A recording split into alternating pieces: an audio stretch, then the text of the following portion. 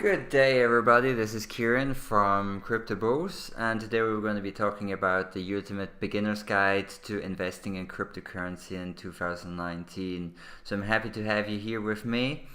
And in this video, I want to help you learn more about investing, especially into cryptocurrency projects, understanding what makes a good portfolio, and hope you have fun along the way. Before we get started, there are free websites I think are fantastic websites to start with to get some more news, more information on coin prices, and even start learning about trading indicators and so on. So the first website that I recommend you to use is CryptoPanic. It's a news aggregator which allows you to have a good overview of the current market news. The news is ranked by popularity, and you've also got some tags. You can actually log in, but you can also just use it as without logging in. And I think it's very good. Just have a very quick overview over what is happening in the crypto space, so you don't miss anything. There are some news that can cause the price to either go up, go down, and so on. It depends on what kind of analysis or strategy you would like to use. If you're more like a fundamental type of person or just want to have an overview of the market, this is definitely one of the sites that you should use. Now, for keeping an overview of the prices and so on, if it's possible that you're already using another website like CoinMarketCap.com or so on. However, I'd suggest that you check out Checkup, since they've got quite a lot of functionality that I appreciate, and I think it's very valuable. You can customize the table, so you can add a lot of additional parameters so that you have so you can look at how your coins or the ones that you're following are progressing. So you've got a nice overview, for example, 1 hour, 24 hours, 7 days, and so on. Another good aspect about this website is the filter. You can filter for different things like market cap, some are 30 days trading volume, so you can filter out projects that have like a very low market cap or nearly no liquidity. Right. Now the last site I want to talk to you about is TradingView. I'm a big fan of TradingView. It helped me tremendously at the beginning when I was learning out how to trade and how to invest. First of all, you've got ideas from different traders. Of course, you have to take them with a grain of salt. Not everything is correct. Many traders are wrong. Some are correct. You have to take it with a grain of salt. It's just help you to gain a bit of knowledge on what is happening, especially on a technical point of view. Now, what you also have here is you've got different scripts like oscillators, RSI, ADX, or volatility indicators, and so on, and you can learn about them. So I think it's a very good resource, especially if you don't have any idea of trading and you would like to learn more about indicators. It's a very good resource. Now back to the ultimate beginner's guide. Like I just mentioned before, it's very important. This is like the first rule, apart from keeping your own keys and making sure you don't have too big amounts of money on exchanges. The second most important rule is that everyone's opinion, you should take it with a grain of salt. And the reason for that is you don't know why they're promoting a certain project. You have no insight in what kind of coins they have bought. So even though what they're saying might be true, they might have another they might have another reason why they're promoting the project, because maybe they've suffered a loss and they want even more buyers to buy into the project, so the price goes up. So really be careful when you listen to other YouTubers, other people on the internet, when they tell you to buy a certain project. Read into it, and there are shills everywhere, and people will tell you to buy this or buy that because it will definitely go up. And there's one thing that is certain: you do not know what will happen. I do not know what will happen, but yeah, it's just a very important thing to keep in mind. So the table of contents of this video: first of all, we'll look at how to invest in solid projects that have a long lifespan. You can track the trading volume, read the white paper, look at the roadmap and calendar, check the amount of users that are using the project, and as last, also check the charts. Now, another aspect and very important thing is to keep your emotions under control.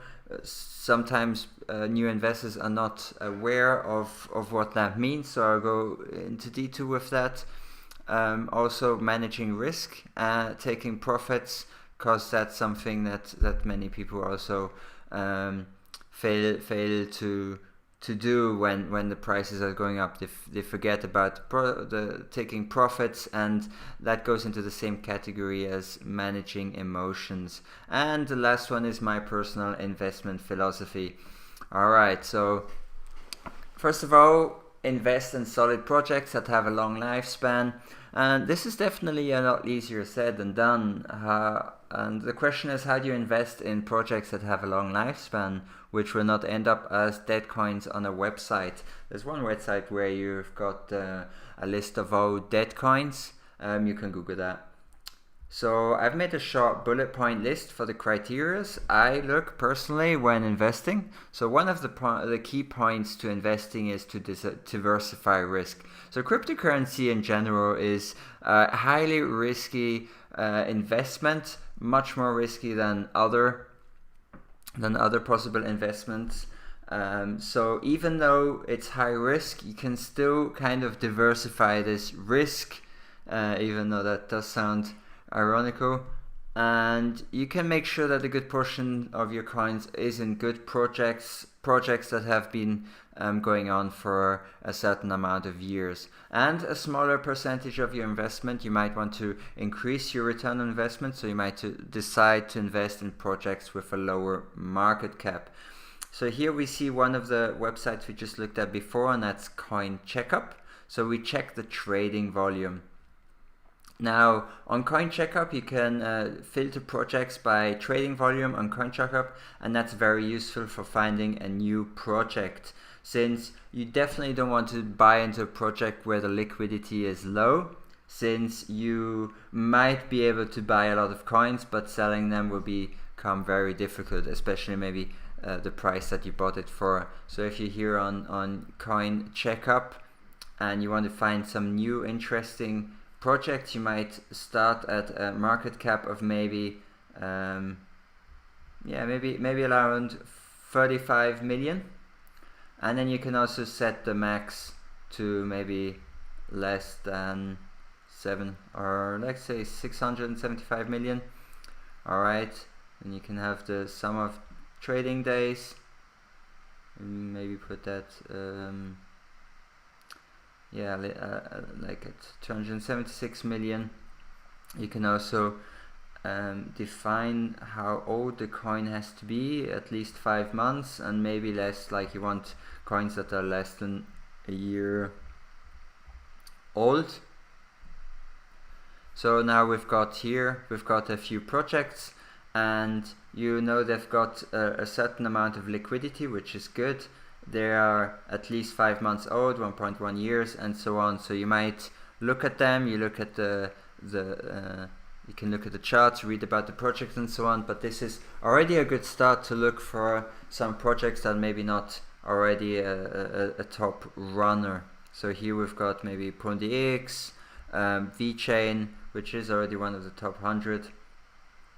So this is just a first check, just to look for different projects that you might not have heard of, and they look promising. So the second thing is to read the white paper. That's something that many investors hesitate to do. Of course, many white papers, like the Bitcoin white paper, it might not be that easy to understand what it's all about. And yeah, most people they believe it's just too long, and they didn't read it. However, if you've got time, I suggest reading about what kind of future the project has, what kind of technology they're trying to use, if the technology is already being used or if it's just a white paper on its own. There are some projects that are just white papers alone, and that is definitely not the best idea to invest into a project with only a white paper and nothing else. The second thing that you can do is look at the roadmap and calendar. Now, don't only look at upcoming roadmap milestones, but also look at past roadmap milestones and maybe check out and see if the teams have met their goals.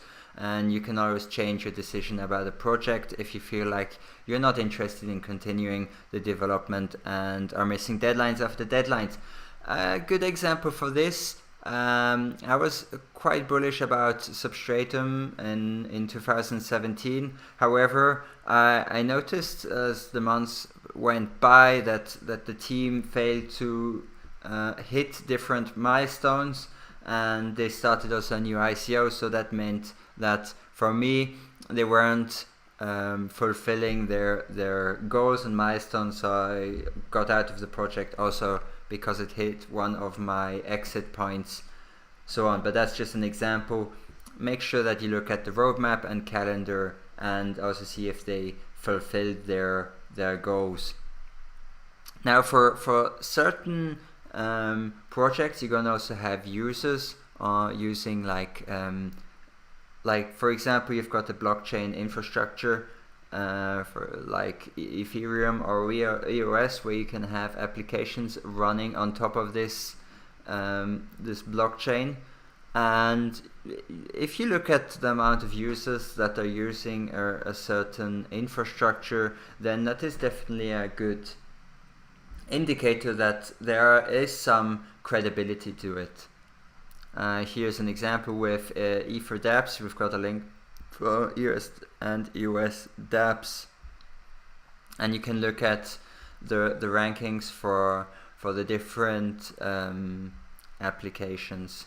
So we've got, alright, so here we've got a different application running on the Ethereum network with the users in the last 24 hours. And here we've got the same thing just for EOS with users in the last hours. Many of the top ones are betting apps. However, any type of usage is already positive. The more people use it, the more mainstream it becomes. So as another part is charts. Charts, in my opinion, since of course maybe I'm biased towards that because I'm a bit of a technical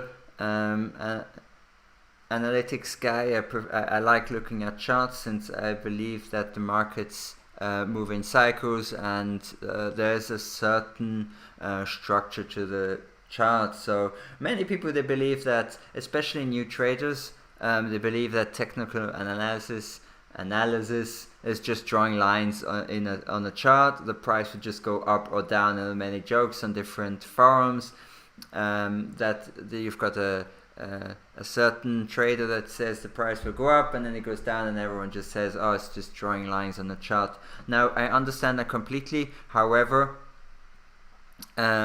technical analysis is all about probabilities and increasing your chances of finding the best entries and exits. The goal is not to be right all of the time, but to be right most of the time and having a good risk to profit ratio. And that's the most important part, the risk to profit ratio. You have to manage your risk. So even if you're winning like 52 or 54% of the trades, if you manage to hedge your risk when it's going down, and you say okay, if it goes down like 5%, I always sell, and you wait until it goes up 15% and you sell, then you've got a better profit risk ratio. So if it would go up 15% for profit and go down 5%, then you'd have a 3-to-1 risk profit ratio. Now Here's the other website that we talked about before is TradingView. A really simple tool to use is pivot points, and pivot points, they draw down support and resistance lines. So you can expect that price will probably bounce off of these lines, either when coming down towards a line it will bounce off and go up, and the more touch points there are for one specific support or resistance, then the stronger it becomes. You can, when you're on TradingView, you can actually search for pivot points and add it as an indicator. Another important one is exponential moving average, and these can be set to different lengths to suit your needs. When the short-term EMA is above the long-term EMA, then the trend is bullish, and when the long-term EMA is below the short-term EMA, then the trend is bearish. So we can quick open BTC USD. Let's maybe sign out first. Alright, BTC USD cryptocurrency, and we'll choose Coinbase. Hopefully this loads pretty fast, and I'll quickly show you how you can easily add moving averages to your chart. Alright, so we've got the daily. Maybe let's select the 3 hour.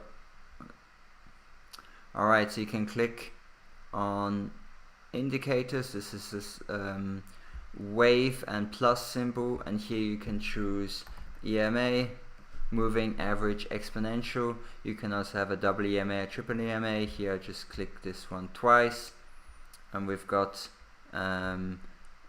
we can select, for example, 20 bar length, and we have this one blue.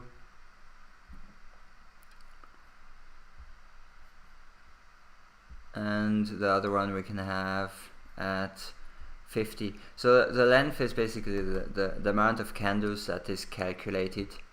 Alright, and the 51 would be the slower one. So here, the one that is less reactive to the price movements is a slower one. And a really simple strategy would be to take some each time it crosses, or more or less. So for example, here it crosses and you buy, here it crosses and then you sell. However, you won't be able to manage to get the lowest price, and you won't manage to get the highest price. As you can see here, the price has skyrocketed up to $5,715 for Bitcoin, and yeah, there's a lot more volume. If we look at the 1 hour, this is definitely a good progression. Now, if we would have used this trick of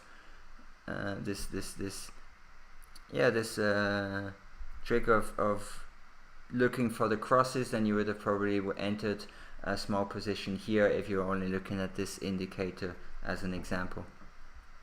Alright, RSI is also a very strong indicator. You can use this for finding out if a price if a currency has been overbought or oversold. It's very easy to use, and I also highly suggest using this in combination with the moving averages, since, for example, we've got the RSI. Hopefully you can see this. It's quite dark, so maybe we'll change the color a bit. Make it black and thicker. Can we make it thicker? Never mind. Alright, just let's keep it like this. It's pretty visible. Now, as you can see, this is a good example of why RSI is very important. So here we've got a higher high compared to there. Let's move this out of the way. We've got here a higher high like this. Alright, higher high. However, on the RSI we've got a lower high. Alright, so in my opinion, it's very the possibility that here there's going to be a reversal is very strong. Now, of course, if you are a long-term investor, this shouldn't really matter so much, since on the big picture we're still very, very low in terms of price. However, if you're a day trader, you might think about looking for some exit position, especially since Bitcoin is approaching the target of $6,000. Yeah, so here, if you're just trading, you could also look at these moving averages when they cross again, and you could sell your position, and hopefully it will help you find better entries and exits, and also know if the current trend is in a bull trend or not. Alright, now important aspect of trading and investing is emotions. So to keep them under control, it's easier said than done.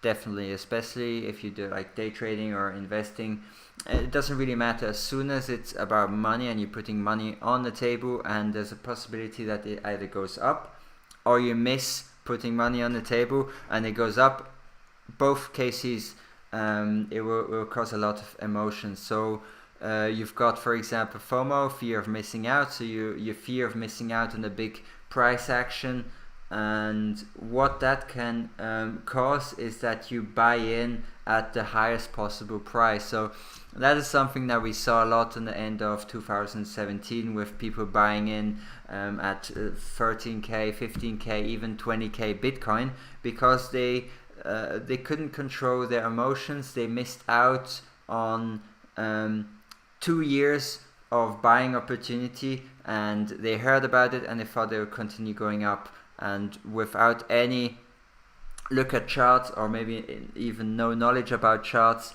they end up buying at the top. Another one is folie.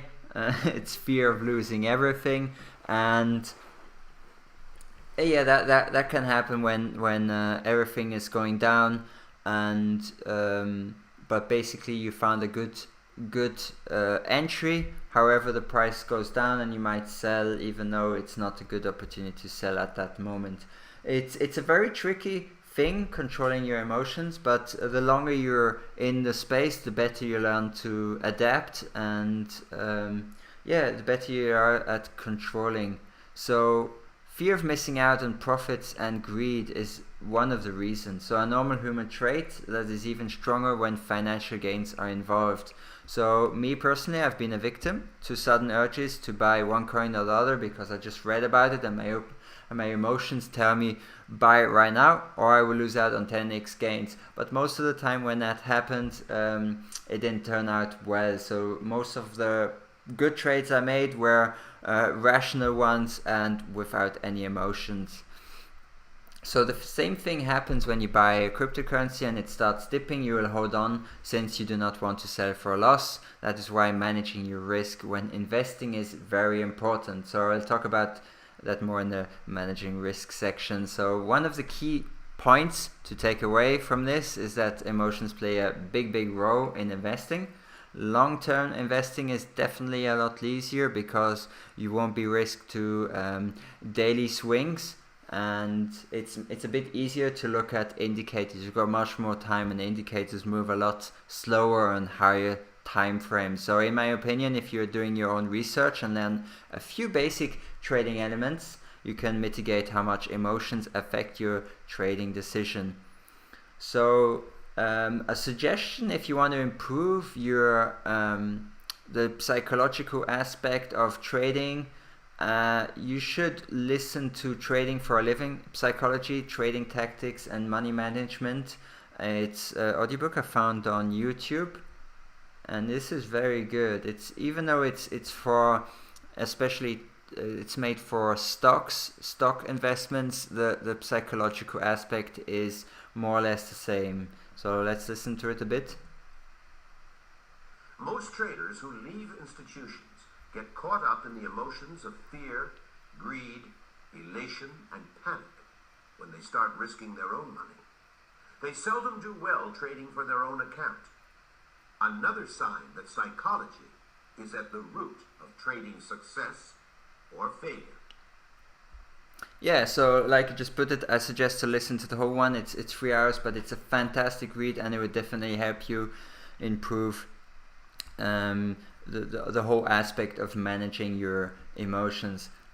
Now another one is managing risk. That's also not easy, because managing risk is tightly tied with managing your emotions. I wrote another article and I made a video about it, so you can look at this. So especially in the bear market, managing your risk while investing is very important, and you should look at different indicators and cut your losses before it's too late. However, if you're already at a loss at 90%, cutting your losses now doesn't really make that much sense. So yeah, just keep that in mind. Now, taking profits. Taking profits is definitely not easy. Everyone is, for one, scared of the coin going up 10 times more. That's again emotions, greed and so on. You feel like, oh, if it went up like 200%, it could also go up 300%. And people get greedy and are not happy with the gains that they already have.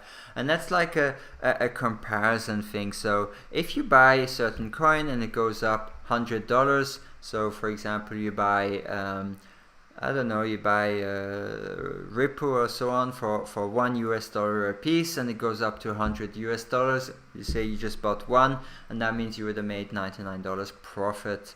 That is good if you just look at that aspect. However, in comparison, if you sold it, for example, at $100 and it would go up to $1,000, then you would compare your actual profits with potential lost profits, and that is that causes a lot of stress in people, and that also might cause you to buy into a coin again, even though you had the profit, and by buying back in you lose some profit again.